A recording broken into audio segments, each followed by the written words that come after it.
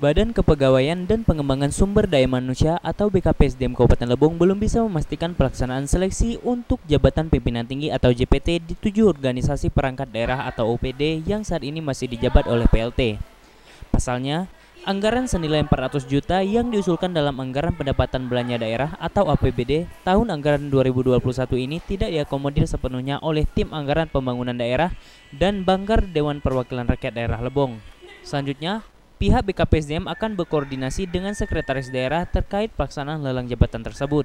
Mengingat kalau kemarin ketersediaan di lelang jabatan itu kan 400 juta. Kemudian hasil koordinasi itu diperkirakan tidak mencukupi. Mungkin nanti ada semacam petunjuk lah dari sekdanya bagaimana mengantisipasi hal tersebut.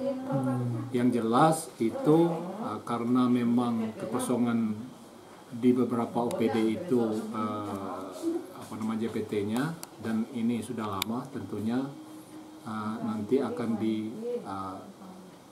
dimaksimalkan tentang kegiatan atau pengadaan lelang jabatan tersebut. Begitu. Yang diakomodir berapa? Dari total anggaran yang diusulkan sebesar 400 juta itu, tidak semua dicoret atau diakomodir oleh pihak TAPD dan Banggar DPRD Kabupaten Lebong, namun hanya dirasionalisasi. Anggaran kemarin, Pak? Kalau kemarin itu kan 400 juta. Ya, setelah setelah ada semacam rasionalisasi oleh